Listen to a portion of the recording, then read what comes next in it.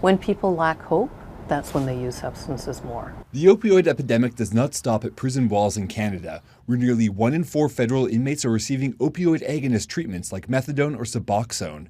This has advocates like independent Senator Kim Pate calling for increased supports to help prisoners who are struggling with addiction. If people are engaged in programs, if they have regular access to visits, they are far less likely to be involved in any kind of drug activity, illegal or otherwise. As of February 4th, 3,129 of Canada's more than 13,000 federal inmates were receiving some form of opioid agonist treatment. That's 23% of the federal prison population. This is more than triple the rate of inmates receiving OAT in 2016, when the opioid crisis really began to take off, when just 9% were receiving the treatment. Both the health authorities, community prison services were quite challenged with the rapid increase on patients that ended up being on an opioid use disorder. At its peak, the wait list for treatment was over 400 people, but now it's in the 90s. The Prison Guard Union says they do see some issues with the program, including instances of diversion of prescribed medication. When we're monitoring those inmates, when you have 100 of them in the institution on a given day,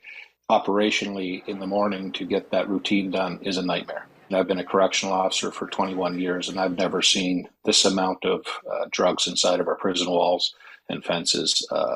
The crisis is alarming. Correctional Service Canada does offer mental health services for inmates, but Pate says much of the psychiatry resources are spent on risk assessments.